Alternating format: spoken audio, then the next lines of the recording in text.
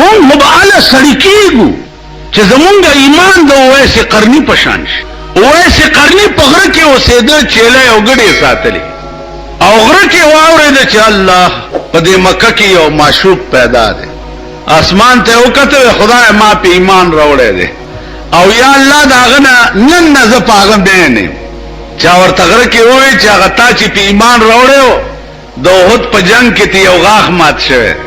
نو امبورې راواغسته ځان نه یې غاښ وویستو. اړه کې خیال وکړو چې هسې نه چې د هغه پاس غاښ مات شوی یو ما لاندې وویستو، نو پاس نه یو وویستو. بیا اړه کې ووایي چې هسې نه چې د هغه د جام نه غاښ مات یو ما دا وویستو، نو بلې اړه کې خیال راغی چې پته نه لګي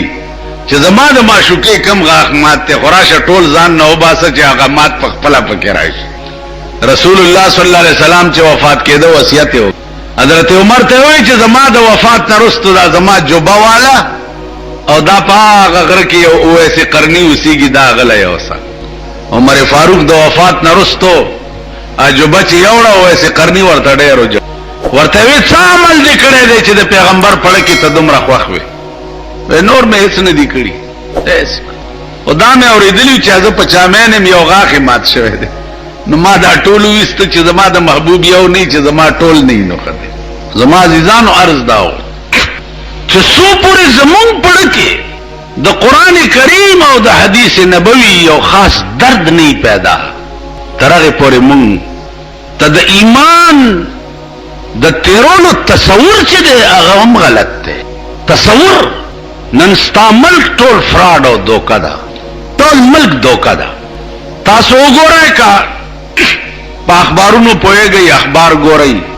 ریډیو چا کوي ریډیو باندې اورئ، ټي وي چا کوي ټي وي باندې اورئ، اسلام اسلام اسلام اسلام اسلام، یو شور.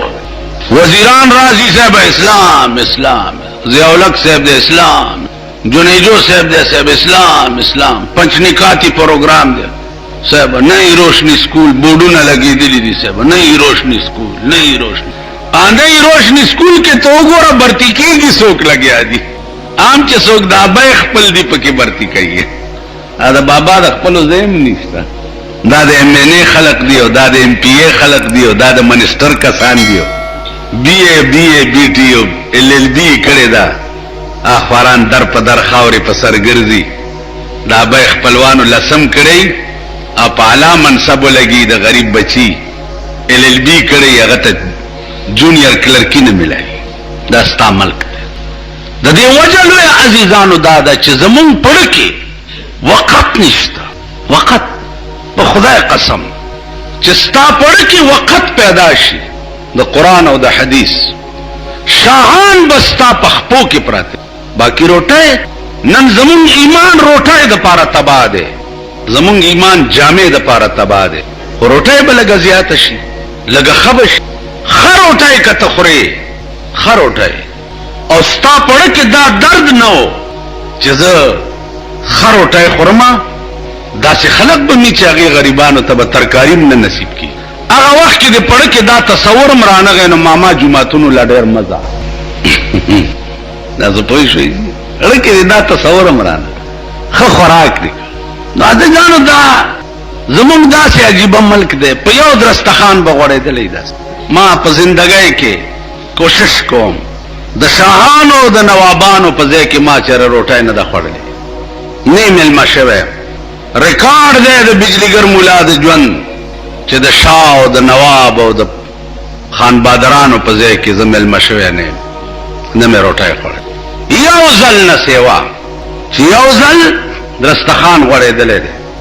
غریبان دې خوا ناست دي او لږ داسې غوړ غوړ چې دي دې خوا ناست، نو غوړو له ډونګو کې چرګان رااله او غریبانو ته تشې وریجې پرتې دي. نو ما لاس راخ کو، ولې مال زما هیرو زما روجه ده، نه جی خیر دی نفلي روجه ده، ماته کمان بیا ساتلی نه شو،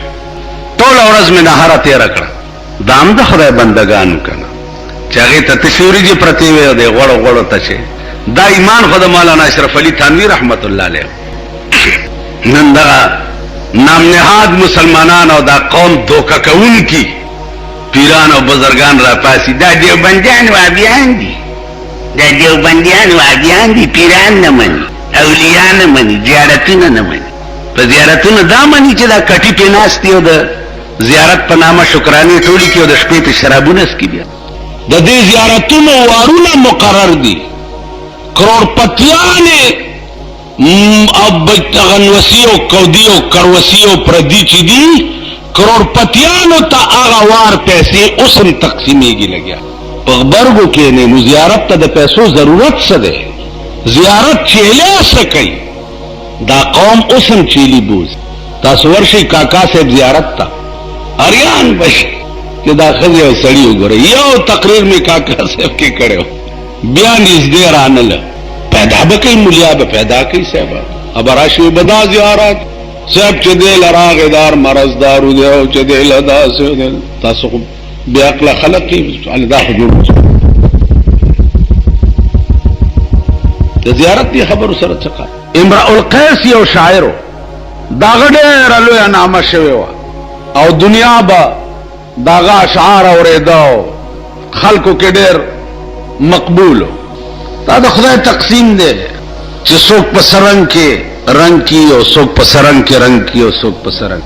بس پته نه لګي څوک د پیرای په رنگ کې رنگ کی د دنیا مریدانو کنه جی څوک د دولت په رنگ کې رنگ کی دنیا ته غیر چاپیری خان صاحب نواب صاحب ارباب څوک ته اقتدار په رنگ کې رنگ کی منسٹر صاحب وزیر اعظم صاحب رنگ دے لکه اوس پاکستان کې وګورئ جنیجو صاحب د پاکستان وزیر اعظم لوی لوی بزرگان او لوی لوی اهل فضل چې دی یا ورته ناستی جنیجو ورته تقریر کوي چې په خبرو هم نه پوي دا دغه تقسیم دی د دنیا خبرې دی وقتی رنگ دی راغلی دی نن به او سبا به نه او کمال او عقل چې دی هغه دا نه دی چې ته د نن ورځې په تماشا دومره غاوره شي چې سبا ورځ در نه هېرې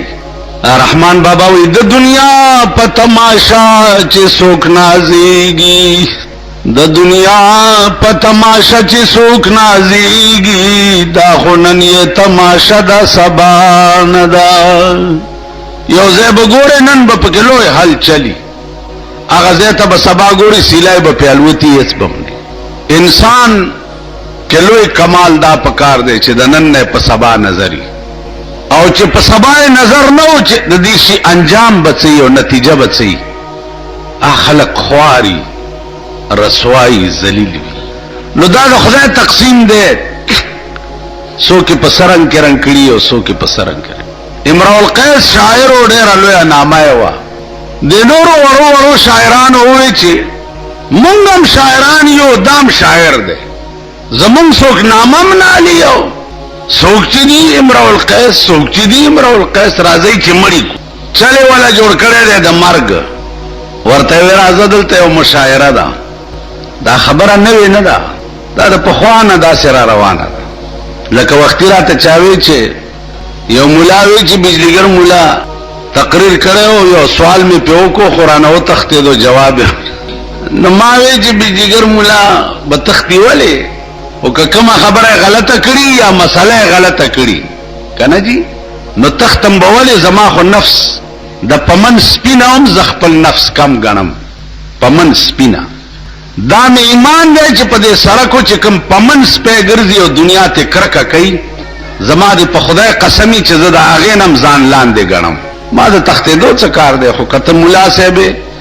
ما مسله غلطه کړي او ته راته رښتیا صحیح وښیې زه به برملا اعلان وکم چې دا پلانه خبره ما غلطه کړې وه زه توبه وباسم خدای دې راته معافي نو ته په دې خو غټ سړی کېږي نه که نه چې بجلیګر ملا خلقو ته وایي چې مې وتښتولو او څو پورې چې د تښتېدو خبره ده نو بجلیګر ملا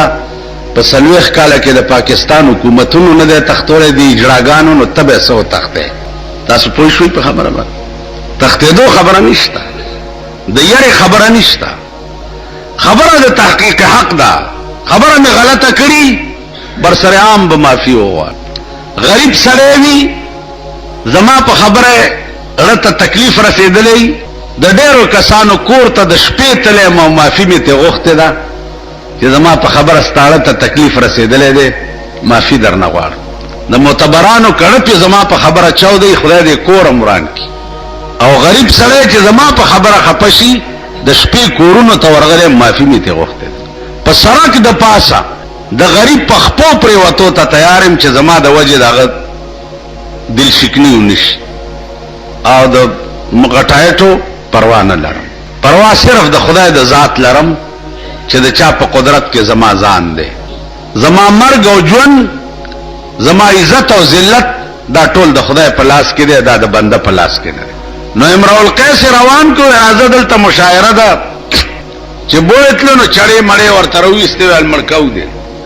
هغه ول ولي ول دا ټول دنیا تا په سیدا زمون څوک نامم نه علي هغه ورته وجنې مې ولا وجنو دې پریدي دي نه ولی وجنې خو مې وجنې خو یو سوال جواب به زما کور ته خراسوي زما د مرګ نرستو ویلې بالکل و ما چې مرګ یو تاسو کلی تلار شي نو زما دروازه کې به یو نیم بیت ته بیت نیم بیت پیژنې بیت معنا نیم څه شعر ویخشي ویخ لغونده ویخشي داسې سیلاب در باندې را روان دی چې د ځانه به خبر نه یې پر سیدلی خېټه به په بو د پاس روان یې یو غرق به عذاب الهی چې راشي واوري تاسو د نیکان مزګزار شیخان وغیرہ صاحبان چې اجیان الهی عذاب چې په ملک راشي په خدای قسم د ټولو نه به مخ کې تاسو اغست او ټولو نه به مخ کې تاسو تبا کېږي ولی زکا چې ته یوازې دې د پاره نه چې خپل ځان نیک کا ته دې د پاره چې ځان نه کول خو پرېږ ده ته به در په در خاورې په سر د بل نیک کېدو پسې ګرځ په بني اسرائیلو چې عذاب راغی نو ځوانان بیزوګان شو او سپینګری پکې د خنزیر په شکل شو سپینګری پکې خنزیران شو تپوسو شو چې یا الله د سپینګرو څه ګناه کړی و چې دا د خنزیر په شکل شو وې دا سپینګری په خپل خو نیکان وو خو د نور چا د نیک کېدلو کوشش نه کولو نو ځکه د دوی عذاب چې دی د ځوانانو نه زیات قرآن ته خیالو کوي قرآن ته کنتم خیر امت اخرجت للناس تاسو یو بهترین امت یې چې تاسو خارج کړلې شوی یې د پاره د خلقو خارج کړلې شوی یې یعنی امت مسلمه چې ده الله وی ما وستری دې د پاره چې تامرون بالمعروف وتنهون عن المنکر خلق ته بد نیکه هدایت کوي او د بدو نه به منی کوي تاسو کار بدای دانه چې د دکان نراله اذان دی وره دوه کارغه غوندي ټیټ پاس شو بیا لارې په پوکم او په پوباندې باندې اون خطي تاسو کار بدای ځوان الکی او پلار رواني او بل الک په مخ درغه زوی ده ضرور ده دوست ده ورته وکیل یو حدیث می اوریدل د جناب رسول الله صلی الله علیه وسلم چې درته و نو هغه حدیث بیان کړ تاسو وای په ایمان علماء لیکي چې یو دیو په یو چندخ مینو نو چندخ بچ پاغه ډند کې आवाज ډې ټې ټې ټې ټې کولو نو پالاره بچ څوک تیرې دو ناغه نه به تاسو کو چې دا څنګه आवाज ده هغه ویل دي چندخ आवाज ده څخه مردار خا رب دغه ځنه به ونی و 60 به ته پرې لار شار شوا چې په د لار څوک چې ژوندې زیل ته مړ پروت دی نه هغه کښ چې داس بلا یو خيار سړیو هغه چې دی لار کې څه چل دی چې روان شو دیو په لار ناشته ورته لو درګه کاکا دل تکین کینولو چې په دې کې چنډه आवाज و ټې ټې ټې ول دا څنګه आवाज ول الله اړه رانه وېست دا आवाज خو په دنیا کې د دې ثاني نشته ا دیو په لاس ملا ورته لاس راخ کو ول دا مخامخ د چندنو غر دی دا ټول می تعالی در کو ځان له خرڅوا او رازا او بچی کوا زکه چې زما د معشوقې आवाज ته خستا و په چندخ مې نن کتب رسول الله مین وینو تاب د رسول حدیث خذ تم ویله زوی تب دې ویله دوست تب دې ویله چې وکیدا چې زه د خپل محبوب یو خبره درته کته په خدای مین وې نو ته په ایمان وای چې په دنیا کې به د خدای د خبرو نه سیوا تا بل خبره کړې تاسو خیال راغلی اوس مونږ सासे दासी यू सपद से मल्की उसी गुचे कुरान नूम चे मंगवाउरू हुआ द खुदाय प जुमात के नास ये मंज़ तरागली है अवल ज और पसे तासो चमुंग दावाउरू चे कुरान करीम नु जमुंग पदेड़ के च खास किस्म सुरूर और खुंद और मजा पैदाशी चे कुरान जमा द खुदाय द कलाम नामा दे वागस्ता दा राजी तासो पढ़े तस्बीह के मामा खबर है और दा राजी या तावाउरे दे चे हदीस